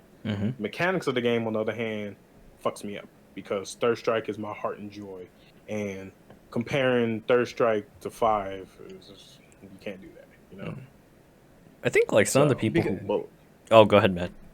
I was about to say, too, like, what are the population numbers on Street Fighter 4 on Steam versus 5? I don't know, but I can look. I know 4 is still popular than 5 usually, but because of the recent video like announcements that they did with 5, it shot up a little bit. So it's surprisingly, it's still under Tekken, but still higher than most of the other Street Fighter games. No, but overall, 4 is actually still more popular than 5. Oh God, yes. Ultimate 4 is still very popular to this day. Well, according to the Steam charts, Street Fighter 5 for the last 30 days averages at around 2,425 players, with a gain of 6%, and Ultra Street Fighter 4 is average players of 177. Peak players at 279, but that's just for like the last 30 days. It doesn't get much better when you go back like three months or something. It doesn't get much better. But the 6% for Street Fighter 5 makes sense because, like I said, they announced some shit recently because they did a video to show more about Dan, to introduce a new V function. They also introduced Rose as well as the concept art and everything. They also introduced the art for the stages. Oh, the stage design for Rose's stage as well too, which was, I think, Venice. It was Venice. It was an alpha. It was an Alpha 2 stage that they brought back into 5, which had people like hooked on it and everything. You're not excited for 11? No, look, I ain't gonna bullshit. No, I ain't gonna lie. I got happy a little bit with 11 because I was like, this is a nice throwback. I was just like, we need it? Why? No, we don't need it. There's no point. We don't need it. I got a little bit happy because he did the little arm thing and he did like the little shuffle and shit, and I thought that was dope as hell. And basically, they were like, you know what? We need to throw in a Mokujin for fucking Street Fighter 5, so fuck it, let's throw in a Mokujin. And they used 11. Perfectly fine. I thought it was kind of clever and kind of cute that they did that as well too, as like a little homage. He's not even his own character, like 12. No, he is his own character, but he transforms into a random. So it is a random select, but it's just they just threw that in. So I don't think he's an actual own character on his own. No. Wait, so it uses a superpower like X copy in Street Fighter 3? No. So here's how 11 is. 11 is basically random select, guaranteed. The only difference is that 11 is just you can choose 11, and then it will randomly select a character and randomly select a V trigger and all that stuff. So then when you start up the game, you're that randomly selected character, but you just kind of have that outline of like 11 where you kind of look all white with the accents and shit, but you're just that character. So if it randomly selected Chun-Li, you're going to look like Chun-Li, but you're just going to be Chun-Li in all white with black eyes and accents of blue. So it's you're not still playing Chun-Li. So it's not 12. It's Mokujin from Tekken. It is, like I said, yeah. Street Fighter 5 was like, we need a Mokujin. I was like such a lazy ass character. Like, it is. Oh, it 100% is, and I think they just threw that in because they were like, we have time. Fuck it, let's just do it, and they just threw that in there. They straight up threw it in there, and some people got excited for it. At the same time, they didn't really announce anything, so we don't know exactly if playing as 11 does anything besides it just being a random select character. Maybe they add some stuff later. They didn't go no more into detail. Actually, during the video, they did like 11 versus 11, and one transformed into Ryu, one transformed into Chun-Li, and it began the match. They cut it off right then and there, so you don't know nothing else at all. We just assume that this is just basically a Mokujin for the game, and they just want to do like a little small Easter egg just for the hell of it, you know? It's kind of lazy. It's a little bit lazy. It's straight up, but at the same time, at least he had like his individual character design. This one's just like, wow, you don't even get the original. Yep. Yeah, they did it for a reason though, and nobody knows why. So we have to wait and see. Because people are speculating as well too that they did this as a kind of like a test run to see how Street Fighter 6 could be later on when it comes to maybe they introduce 12 when it comes to the transformed character and shit. You know, like. It's a rumor, but nothing is guaranteed. But it's out there. You know, it's such a weird choice. Super weird. It is, but it's beyond fucking weird. But I still loved it. I am not gonna complain. I thought it was not clever, but interesting that they did that. You know, my dreams of at least for what's it called. I just thought it was like, what the fuck. My dreams of like gliding around and hitting people with scissors. Our son, y'all not gonna get that. They're dashed. Nobody ain't gonna get that no time fucking soon. No, Nerdybit does not like. He's having PTSD flashbacks of Matt playing his 12. Oh, because of your pokes? Because your goddamn pokes? Fuck that. Like, look, actually knew the game and could actually capitalize on those on those pokes. With 12? Yeah. 12 has no good supers, man. No, none whatsoever. But hell, you can just fuck with him. I'm be honest. Playing against his 12 actually helped me with my footsies game a little bit better. So like, I'll thank you for that at least. You know.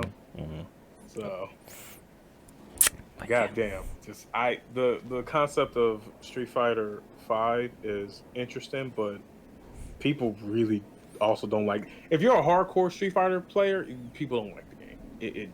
People do not like it. You know. Are you? Apparently, it's easy. Like V Trigger apparently just helps everybody. I don't get it.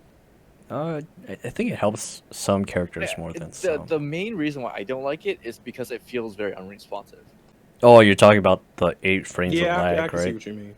And like then it's like an input delay, right? Yeah. But it does have an input delay. It has like 8 frames of input delay. Yeah. Skullgirls made fun of that. I think like you could put in a code. Like the developer actually actively insulted Street Fighter 5 at one point, and you could put in a code for Skullgirls, which added 8 frames of delay to their game just to make fun of Street Fighter 5. Like this is how it is. This is how it is in Street Fighter 5, and this is how it is in Skullgirls and stuff. But if you want to play Street Fighter 5 in Skullgirls, here's a code. Here's a free code. That's funny, actually. That's bold, but that's funny as hell too. You know? Yeah. Wow. That's one of those things that really bugs me. And then I didn't realize this about Street Fighter 4, but Street Fighter 4 actually has like 2 or 3 frames of input delay lag naturally. Yeah. It doesn't.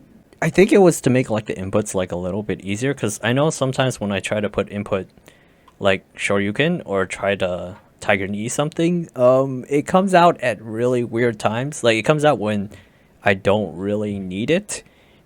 But then when I go back to like previous games like Super Turbo, Street Fighter 3, Alpha, it's a lot more tighter, so then I don't accidentally do it, if that makes any sense. Well, I don't know. Nah, Corey, nah, it does. Gaming brought up the idea that it wasn't done for input. It was actually done on purpose to make reactive play much harder to do. Mm-hmm. I don't know. To me, when I feel the input delay, like I really hate it.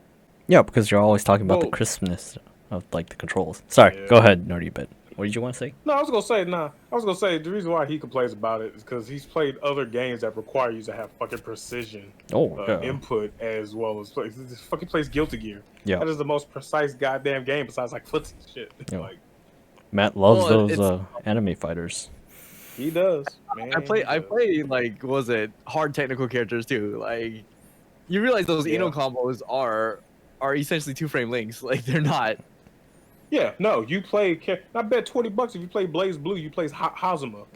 I bet. I fucking bet. You play Hazuma's a hard because character. He's a hard character. I couldn't find a character that I got really into. I want to play Tao Kaka, but Tao Kaka played into some really bad habits of mine. So I needed to figure out another character to play, but I never got into it that deeply. And I was just like, Hazuma. Tell me. For you, why Hazuma. would I play Blaze Blue when I could just play Guilty Gear? It's like the Yeah. player base is about the same size in America. And speaking of which, I think there's a new Blaze Blue game coming. Wait, why? I have no idea why. Just Guilty Gear's why? right there. Yeah. It's like seriously, it's on the horizon, and then like it looks super nice. It's got rollback netcode. They should just focus all their efforts there, and I would be happy. Yep.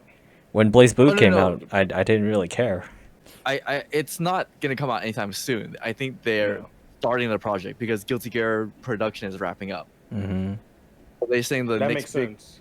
for because you know the game development is not just instantly. They'll have to take a couple of years to do it. Mm-hmm. Yeah. Mm-hmm.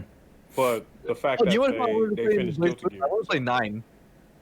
9. Which character is The- that? Which? The witch? I'm not familiar with Blaze Blue characters. I'm sorry. Is she in the newer one? Yeah, she's one of the newer ones. Okay, I just bought Centrification, so I actually have to see because I have no idea who you're talking about. I'm still mentally on Calamity Trigger on fucking Blaze Blue. You Right. go through the character select, and then you'll see the character design. It's like, yup, that's the one. Is it? Okay. I'm okay. I'm gonna take a Hold on. guess right now.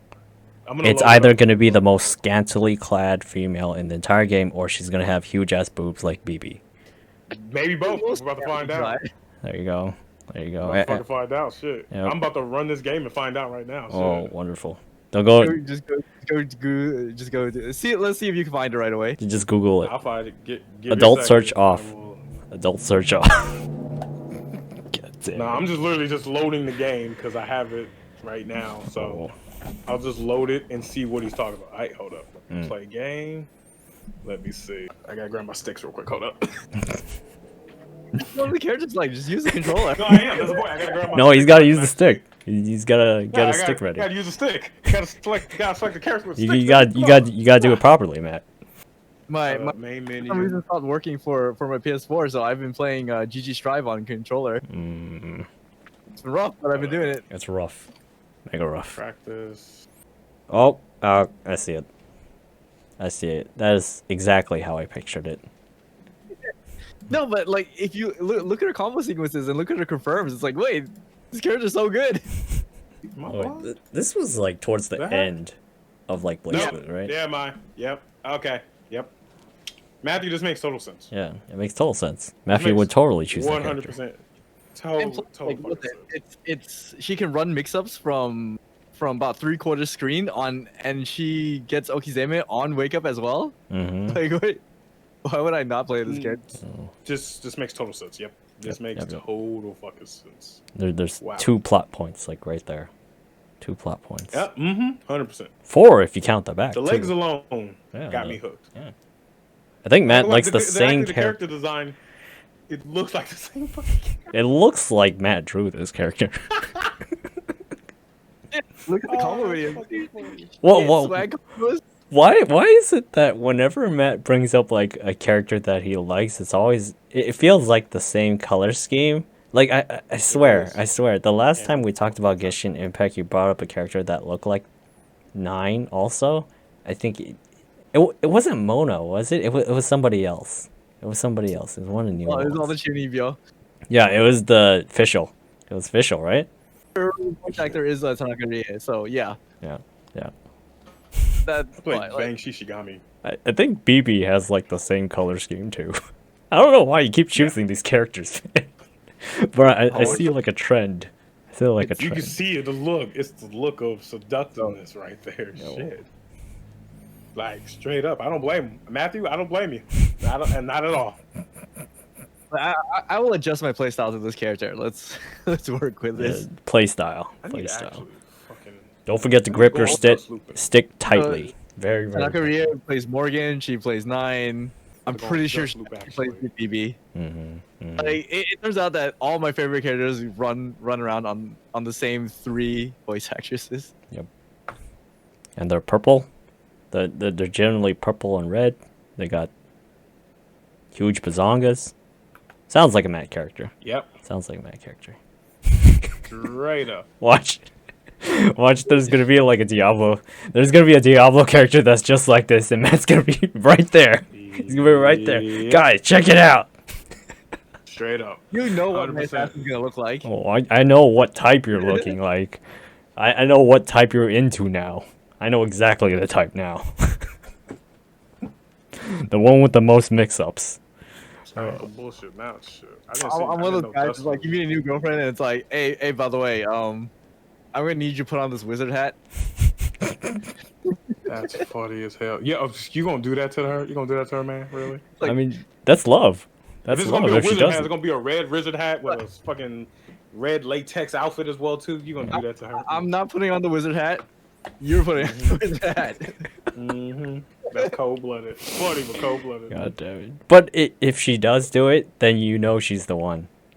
If she does do it, you know she's the one, No, right? if she does it and enjoys it, you know she's. Oh yeah, It's she just has to different. have the seductive into smile. it. You know, she has to have the seductive Mhm. smile on her face after she puts on the hat. Then that's how you know Bonus she's the points one. if she busts out a guitar. Yep. Yep, that's about it. Good times. Good times. Man, they changed Dustloop, the website. Holy shit. Oh my god. Updated pretty recently. Yeah. Oh, they did. I'm at Dustloop Wiki, I guess. That's their whole thing. I'm looking at it right now so I can at least get an idea. Because I've been on here since it was like the old school form, half-ass kind of thing, you know? Mhm. Oh, they closed the forum down. I think it's only the or they might have archived. But then They may have archived it, yeah, maybe, because this is a different website here. So I think shoryuken.com is like that too, right? They closed down and then they had to archive everything. yeah, Yeah. I think so. That's because we got Discord now and Twitch. There's no reason to be on Yeah. Shoryuken anymore. No, I still go on Sure You Can, because I used to try and look up combos and try and learn the basics of fighting games and shit. But at the same time, I'm not heavily invested into fighting games like other people is. So I never took the time to actually learn a basic like bread and butter combo, even though I should have. Well, you did.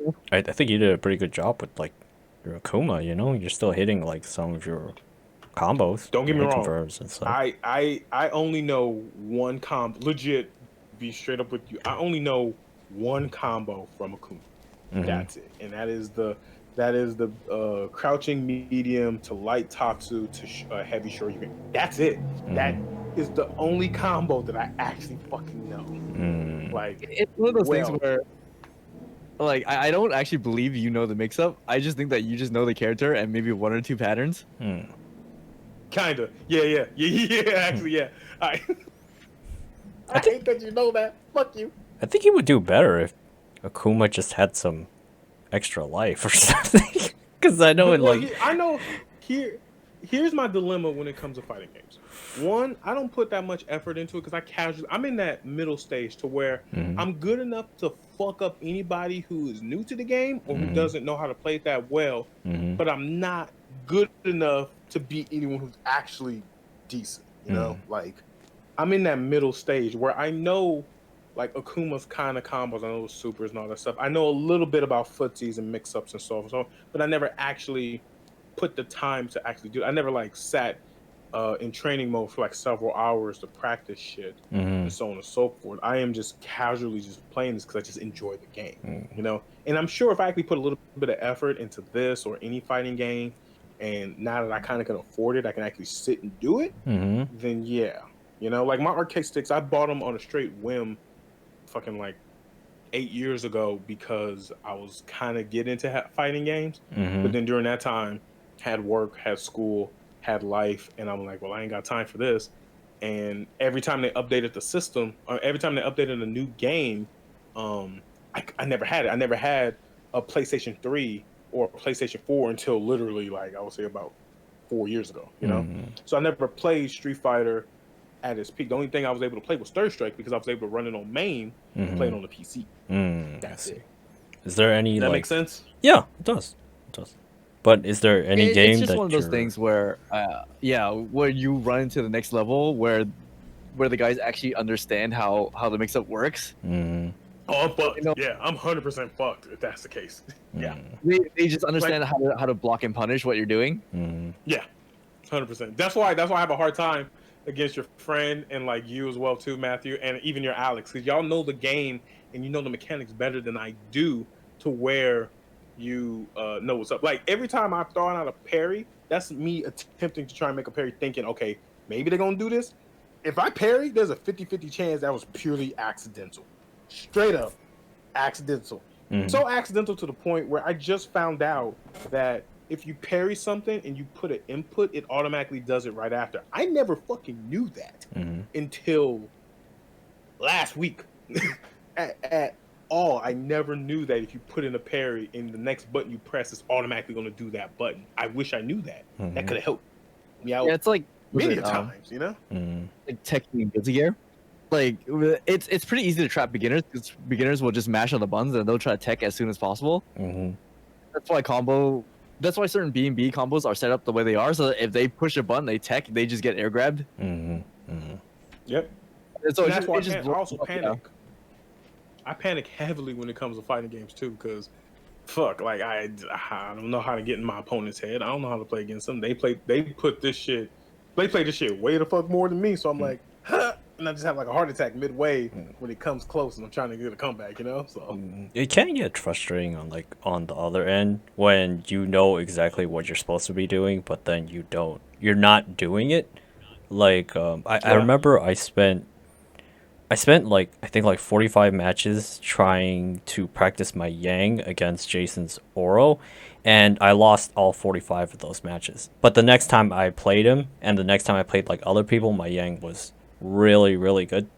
And the next time, I think I was going even with like Jason for like a while against like his Q. But then the last time I played against him, I think it was like 70% of the matches I was winning. What? You were still up 7-1 at one point. Oh yeah. But yeah, I was getting the upper hand. But I think playing against like stronger players, even if you don't know anything about the game, even if you're constantly getting your ass handed to you, it's like you'll learn more about the game. You'll learn more. That's how I learned. Like I don't know solid game mechanics and all that stuff. Like when you and like Matthew and other people talk about the whole like -1 frame and shit and all that stuff and hitbox, I have no idea what the fuck you're talking about. I kind of know it, but not as thoroughly as y'all do. But it's cool. I know some of this shit because like I got my ass handed to me from better players. Because at one point, where are you from? I know where Matt's from, but where are you from? I'm from the same place as Matt, actually. Okay, so y'all don't know about it, but there's a place. Well, maybe you know, but I don't know. There's a place that used to be down here in Little Tokyo called Arcade Japan. It was actually a really dope ass arcade. A lot of people. It was where the fighting game community came and was active. Unfortunately, closed down like 5-6 years ago. But it was a main place where people came from Street Fighter, for Third Strike, and so on and so forth. When it was active, because I went to school like down the street from it, I would go there all the time, try and conduct business, so on and so forth. They had a Third Strike machine set up. And if you know who J.R. Rodriguez is, he's like one of the best Akumas that I have played or in existence. I don't know. But he was always there. So I always played against him, got my ass handed every single fucking time. But I learned from getting my ass whooped from him constantly to where I play similar to him, or at least I try and play similar to him. And even though I do not understand the mechanics at all, I try and imitate what I saw. So my Kuma kind of rush down is based off of J.R. Rodriguez.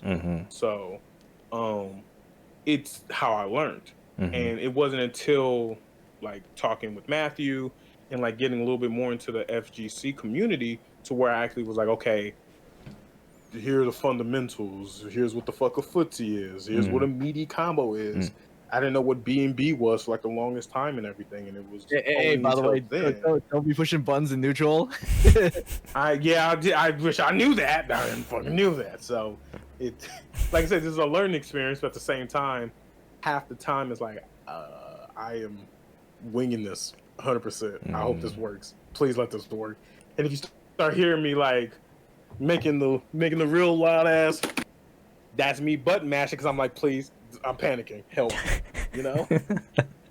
This is how it is. This is how I am. I feel I've never actually sat and put the time into it.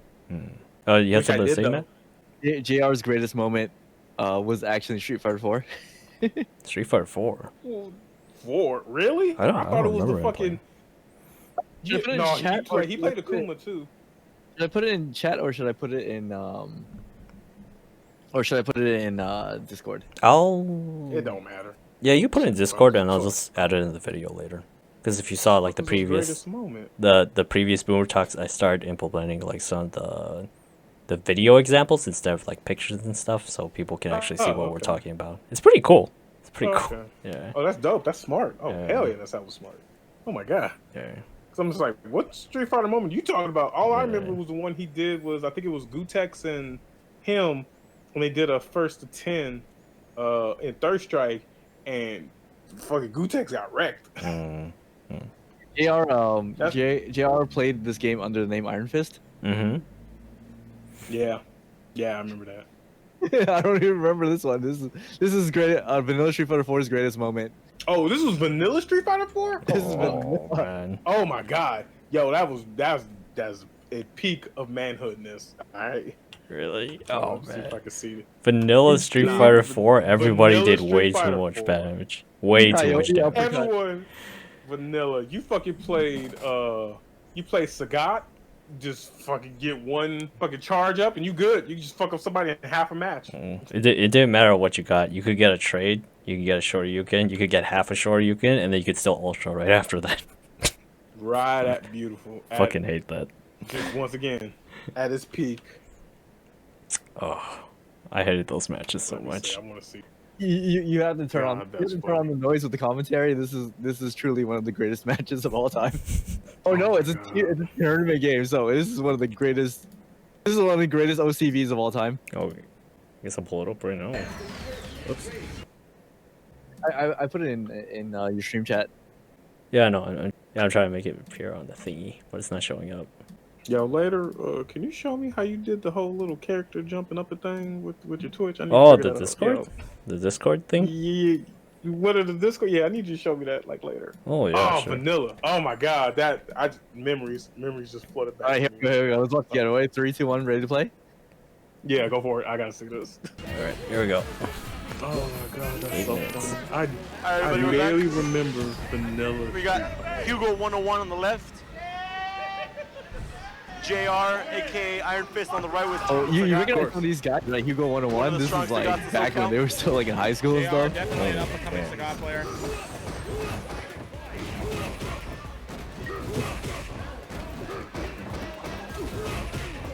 Hugo 101. This is JR, right? I actually didn't even realize he was a Third Strike player. Out there, Bisons that we've seen yet, coming straight out of the woodwork. Not sure if many people know who Hugo 101 is, but he's putting on quite the show tonight. Memories. That's like goddamn 12 years ago. Goddamn. Yeah. Arcade Infinity's gone, right? Yeah. So was Watts' Arcade, Super Arcade's gone too. Southtown Arcade is gone. San Mateo Arcade is gone. Ming plays down in San Mateo. It's for private invite events only. Like we said earlier, man. those random short use or tiger uppercuts aren't really going to get Round you, 2 where it starts to get good. get you anywhere. I had a hard time playing 4 because like I was so stuck in third strike. I was like, this is not third strike. I can't. The transition from 3 to 4. Fuck. What the fuck? You know. What the They are fuck? doing his damnedest to prove me wrong. Yep. What is this? And I guess he just Oh my god. 6, 7, Vanilla. Dude, stop it. Vanilla 4. lost count. Good time. the hype too much to contain. That was horrible. That was horrible. Beautiful. God Beautiful damn at it. its finest. Oh man. That Fucking is so goddamn funny. Fucking It goes on like that for 8 minutes. For 8 minutes? It goes on like that for 8. He just tiger uppercuts after tiger uppercuts. Yep. Yep. I don't want to go back. I don't want to go back. That's hilarious. Oh, okay. Okay. Vanilla 5. I mean 4 at its finest. Yeah, Beautiful. You make a comeback. But okay, we are at almost 2 hours. I wasn't expecting to stretch this out for so long, but I also wasn't expecting Nerdybit to come in. I'm sorry. No, it's fine. Unfortunately, It's fine. Nah, It's still fun. I apologize because every fucking time I've been invited to a podcast or I've joined the podcast, it ends up an hour longer than what it usually is, and I apologize deeply for it. No, it's fine. This is not the first time this has happened. This happened with my friends and other friends, and I have this bad habit. I'm sorry. I'm so sorry. It's okay, man. Like, it's still a lot of fun. Matt, did you have fun today? Yeah. Yeah. See, Matt had fun. I had fun. We didn't get to any of the planned topics, but it's okay. It's nice to do a little bit of ad lib. Yeah. Yeah. We can just fine. save those topics for like next week or something. It's okay. An actual podcast, you know. No, it's cool. Like next time With a real you want to guest. join us, just let us know. Just let us know, and then I'll set up like an avatar for you and stuff. That's and fine. yeah, and it'll look super Wait, hold super up. professional. You're using KOF fighters. I gotta choose which KOF fighter. Hold up. I was just gonna give Fuck, you I like gotta think geese of or one. something. Yeah, I'm cool with that. Yeah, that's fine. Yeah, that's fine. give me Geist or give me fucking the redhead nigga that's a demon kind of thing. I can't remember his name. Iori? Iori? Yeah, give me Yuri. Yeah, give me Yuri. okay. I could do that too. Give me I could that. do that. That's fine. Okay. But Or give me fucking Athena. I love Athena. you You know? Yeah, give me Athena. I love Athena. I actually play Athena. Yeah, I'm fine with that. Psycho Ball! She's got like Yeah, no, I only play Athena bro. action now that I think about it. God damn she has such a rough time in 13. Yeah. Actually, Just like fucking 13's on sale right now, I think. I may buy that just so I can get into it. Yeah, we I've been wanting we should play some 13 actually. get on been the talking Strive about beta. Exactly. Please. It costs money. Money. It costs It costs money, nigga. I am broke. does it? I am broke. No,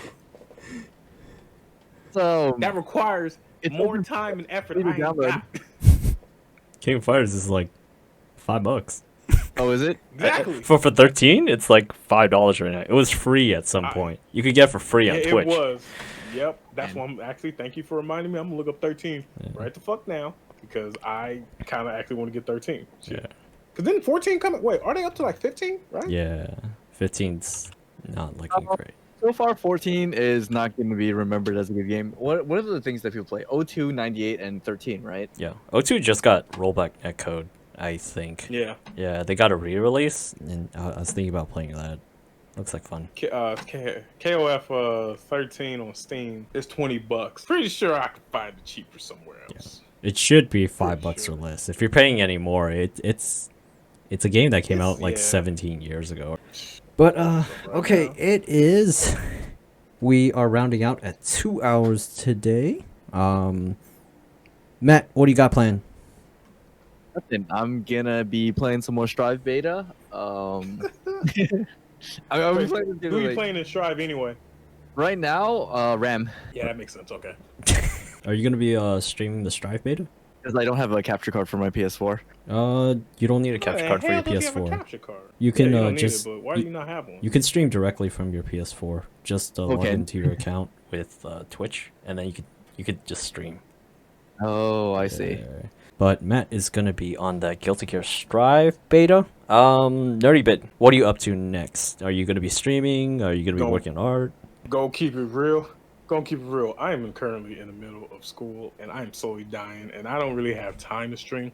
My partner, on the other hand, Arizilla, has been streaming. She actually may stream later on tonight. I don't know what. I may join her so she can just have a conversation with me and all that stuff. To be real, it's school. School work has been taking up my time, but we are going to be making a new clothing drop soon, hopefully. Awesome. Do you want we're to making new shirts and all that stuff? Do you want to shout out your website or your Twitch.tv and Just Google it. Just go. Just Google it. Just fucking Google it. Just literally type in Nerdybit on Google. You will guarantee find me. You will find us, no problem. Okay. I'm too lazy to do a shout out for myself, even though I'm poor as hell. So I'll still put up a page for you or something, like a picture showing you like your website and stuff like that. But tell them, just Google it. Just tell you, just Google the shit with the first thing that pops up, and I'm proud of that. Okay. I paid a lot of money to Google for us to show the fuck up, so I take it as a win. Okay. Right? Okay. I believe you. If y'all next time y'all do Third Strike, let me know, cause I miss Third Strike. Yeah, I feel you.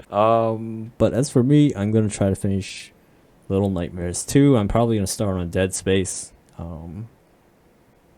Maybe play some Fightcade later tonight. If anyone in the chat wants in, or if anyone's still listening to us, or if you guys want in, just let me know, and I'll log in, or I'll invite you to the Fightcade session or whatever it is. But other than that, I hope you guys have a wonderful, wonderful day. I thank you guys for listening. Gonna close this out. Normally I tell Matt to sign us out, but since Nerdybit is here, Nerdybit, do you want to sign us out? Do you have a certain way that signed out, or could I just say whatever the hell's on top of my mind? You just say whatever. How do you sign out from like your girlfriend's stream? Here's how I sign out from my. Nah, the way I do with my girlfriend's stream is this. Hold up, bear with me. This is gonna be stupid as fuck. Okay. Well, everybody, we had a nice discussion later on today. We talked about video games. We talked about OnlyFans. We talked about bitches paying for money and trying to get laid. So next time, if you want to join us, please come on back to the podcast. For now, stay black, stay alive, wash your hands, and stay safe. I think that's a good place to end it. Thank you, Nerdybit, for joining us. Thank you, Matt, for joining us. This is Triple. This is Matt. This is Nerdybit signing out. Thank you. Goodbye, everybody. God damn it. Oh shit, we're still recording.